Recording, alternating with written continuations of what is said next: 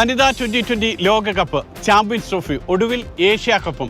Dubai സംബന്ധിച്ചിടത്തോളം അല്ലെങ്കിൽ UAE സംബന്ധിച്ചിടത്തോളം ക്രിക്കറ്റിൻ്റെ ഒരു പൂക്കാലമാണ് കടന്നു പോകുന്നത്.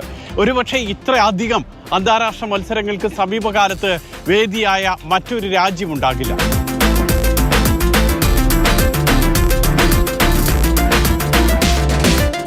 ഇന്ത്യ പാകിസ്ഥാൻ സംഘർഷമാണ് UAEക്ക് ഇത്രയധികം അന്താരാഷ്ട്ര ക്രിക്കറ്റ് മത്സരങ്ങൾ സമ്മാനിച്ചത്. ഏഷ്യ കപ്പ് 2 ഇടങ്ങളിലായിട്ടാണ് പുരോഗമിക്കുന്നത്. ആദ്യ മത്സരം ഈ മാസം 9-ന് അബുദാബി സായിദ് അന്താരാഷ്ട്ര ക്രിക്കറ്റ് സ്റ്റേഡിയത്തിലായിരുന്നു. രണ്ടാമത്തെ മത്സരം നടന്നതാകട്ടെ ദുബായിൽ. അവിടെ UAE, ആതിഥേയരായിട്ടുള്ള UAEയും നിലവിലെ ചാമ്പ്യന്മാരായിട്ടുള്ള ഇന്ത്യയുമാണ് ഏറ്റുമുട്ടിയത്. 19 മത്സരങ്ങളാണ് ഈ മാസം 28 വരെ നടക്കുന്ന ഏഷ്യ കപ്പിലുള്ളത്. 8 രാജ്യങ്ങൾ മത്സരിക്കുന്നു. ഇന്ത്യ, പാകിസ്ഥാൻ അടങ്ങിയിട്ടുള്ള എ ഗ്രൂപ്പ്, അതാണ് ഏറ്റവും ഒരു മരണ ഗ്രൂപ്പ് എന്ന് വിശേഷിപ്പിക്കാവുന്ന ഗ്രൂപ്പ്. അതിൽ ഇന്ത്യക്കും പാകിസ്ഥാനും ഒപ്പം തന്നെ ആതിഥേയരായിട്ടുള്ള UAE ഉണ്ട്, തൊട്ടടുത്ത രാജ്യമായിട്ടുള്ള ഒമാൻ.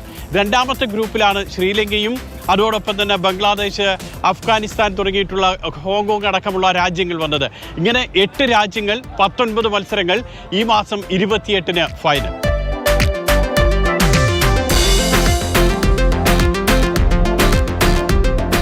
ഇന്ത്യയുടെ ആദ്യ മത്സരത്തിന്റെ കാഴ്ചയാണ് ഇത്. ആതിഥേയരായിട്ടുള്ള UAEക്ക് ഒപ്പമായിരുന്നു, അല്ലെങ്കിൽ UAEക്കെതിരെയായിരുന്നു ഇന്ത്യയുടെ പോരാട്ടം. അതുകൊണ്ട് തന്നെ വലിയ ആരാധക തിരക്ക് ആദ്യ മത്സരത്തിൽ നമുക്ക് കാണാൻ കഴിഞ്ഞു.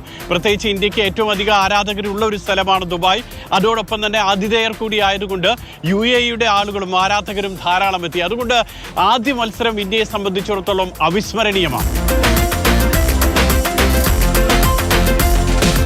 ഏഷ്യ കപ്പിന്റെ ഫൈനൽ നടക്കുന്നത് ഇവിടെയാണ്, ദുബായിലെ ഈ സ്റ്റേഡിയത്തിൽ. അതുകൊണ്ട് തന്നെ ആരാധകരെ സംബന്ധിച്ചിടത്തോളം ക്രീസിനെ കുറിച്ച് വലിയ ആശങ്കയുണ്ടാകും, അതോടൊപ്പം തന്നെ പ്രതീക്ഷയും ഉണ്ടാകും.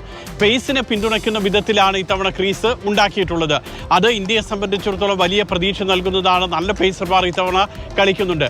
കഴിഞ്ഞ തവണയാണെങ്കിൽ നമ്മൾ കണ്ടിരുന്നത് സ്പിന്നിനെ പിന്തുണയ്ക്കുന്ന വിധത്തിലാണ് ഇവിടെ നേരത്തെ നടന്നിട്ടുള്ള ചാമ്പ്യൻസ് ട്രോഫിയിലൊക്കെ ക്രീസ് ഉണ്ടാക്കിയിരുന്നത്. ഏതായാലും സ്പിന്നാണെങ്കിലും പേസ് ആണെങ്കിലും ഇന്ത്യൻ ബൗളിംഗ് നിര ഇത്തവണ ശക്തമാണ്. അതുകൊണ്ട് തന്നെ വലിയ പ്രതീക്ഷ ഇത്തവണ ഇന്ത്യക്കുണ്ട്. കിരീടം നിലനിർത്താൻ കഴിയുമെന്ന പ്രതീക്ഷയിലാണ് ഇന്ത്യ.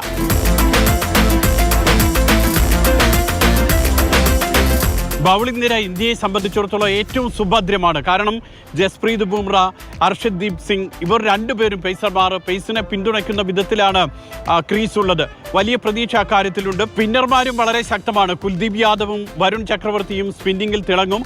അതോടൊപ്പം തന്നെ ഓൾറൗണ്ടർമാരെ എടുത്തു കഴിഞ്ഞാൽ ഹാർദിക് പാണ്ഡ്യ, അക്ഷർ പട്ടേൽ, ഇവർ രണ്ടുപേരും ഉള്ളപ്പോൾ ഓൾറൗണ്ടിങ് ഇങ്ങനെ എല്ലാ മേഖലയിലും, ബാറ്റിങ്ങിനപ്പുറം എല്ലാ മേഖലയിലും തിളങ്ങി നിൽക്കുന്നത് കൊണ്ട് തന്നെ വലിയ വിജയപ്രതീക്ഷയിലാണ് ഇത്തവണ ഇന്ത്യ.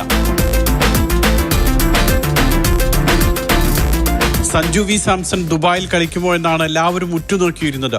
പ്രത്യേകിച്ച് മലയാളി ആരാധകർ ധാരാളം ഉള്ള താരമാണ് സഞ്ജു. അതുകൊണ്ട് തന്നെ സഞ്ജു ഇവിടെ കളിക്കുമെന്ന് എല്ലാവരും പ്രതീക്ഷിച്ചിരുന്നു, ആഗ്രഹിച്ചിരുന്നു. സഞ്ജുവിനും മലയാളി ആരാധകർക്ക് മുന്നിൽ കളിക്കുക എന്നുള്ളത് വലിയ ആവേശമാണ്. സഞ്ജു മുൻപ് അങ്ങനെ പറഞ്ഞിട്ടുമുണ്ട് UAE സന്ദർശന സമയത്ത്. അത് തന്നെ UAEക്കെതിരായിട്ടുള്ള മത്സരത്തിൽ അത് സംഭവിച്ചു. സഞ്ജുവിനെ ടീമിൽ ഉൾപ്പെടുത്തി. പക്ഷേ 4.3 ഓവർ മാത്രമേ ഇന്ത്യയുടെ ബാറ്റിംഗ് വേണ്ടി വന്നുള്ളൂ ഈ UAEയെ തോൽപ്പിക്കാൻ വേണ്ടി. അതുകൊണ്ട് സഞ്ജുവിന് ക്രീസിലേക്ക് ഇറങ്ങേണ്ടി വന്നില്ല. എങ്കിലും സഞ്ജുവിനെ ടീമിൽ ഉൾപ്പെടുത്തി. ഇനി അടുത്ത മത്സരങ്ങളിൽ, പ്രത്യേകിച്ച് പാകിസ്ഥാനെതിരായിട്ടുള്ള മത്സരത്തിലൊക്കെ സഞ്ജു ഉണ്ടാകുമോ എന്നാണ് എല്ലാവരും ഉറ്റുനോക്കുന്നത്. ക്രിക്കറ്റിന്റെ ആവേശം മാത്രമല്ല ദുബായിയെ സംബന്ധിച്ചിടത്തോളം അല്ലെങ്കിൽ UAEയെ സംബന്ധിച്ചിടത്തോളം നമ്മൾ വിലയിരുത്തേണ്ടത്. പ്രത്യേകിച്ച് ഇതെല്ലാം നൽകുന്ന ഒരു വരുമാനമുണ്ട്.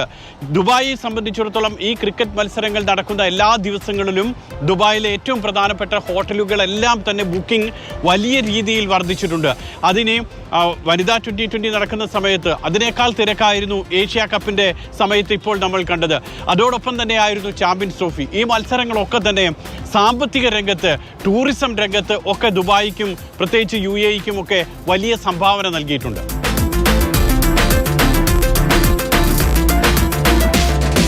UAEയുടെ ക്രിക്കറ്റ് രംഗത്തിനും ഈ മത്സരങ്ങളൊക്കെ തന്നെ വലിയ പിന്തുണയും പ്രോത്സാഹനവുമാണ് നൽകുന്നത്. ഇത്തവണ ഏഷ്യ കപ്പ് നോക്കുമ്പോൾ UAEയുടെ ക്രിക്കറ്റ് ടീമിൽ ഒരു മലയാളി ഉണ്ടായിരുന്നു. മാത്രമല്ല UAEയുടെ ക്രിക്കറ്റ് ടീമിന്റെ മുഖ്യ പരിശീലകൻ അത് ഇന്ത്യക്കാരനുമായിരുന്നു. 63 വയസ്സുള്ള മുംബൈ സ്വദേശി ലാൽചന്ദ് രജപുത്ത്. 2007-ൽ ഇന്ത്യ 2020 ലോകകപ്പ് നേടുമ്പോൾ ടീമിന്റെ മാനേജറായിരുന്നു ഇദ്ദേഹം. അതോടൊപ്പം തന്നെ അന്ന് പരിശീലകന്റെ ചുമതലയും ഒക്കെ ഉണ്ടായിരുന്നു.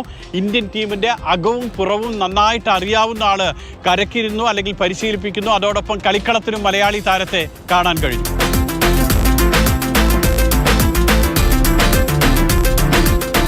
ഏതായാലും ക്രിക്കറ്റിനും വിനോദസഞ്ചാരത്തിനും വരുമാനത്തിനും ഹോട്ടലിനുമൊക്കെ വലിയ ആവേശമാകുന്ന ഈ ഏഷ്യ കപ്പ്, പക്ഷേ അതിൽ കപ്പ് ആരടിക്കുമെന്നാണ് ഇനി അറിയേണ്ടത്. അതിന് നമുക്ക് കാത്തിരിക്കാം. ഇന്ത്യ കപ്പ് നിലനിർത്താൻ വേണ്ടിയുള്ള എല്ലാ പരിശ്രമവും അത് ഇതുവരെ നടന്ന മത്സരങ്ങളിലൊക്കെ നമ്മൾ കണ്ടു. അതുതന്നെയാണ് നമ്മുടെ പ്രതീക്ഷയും പ്രാർത്ഥനയും.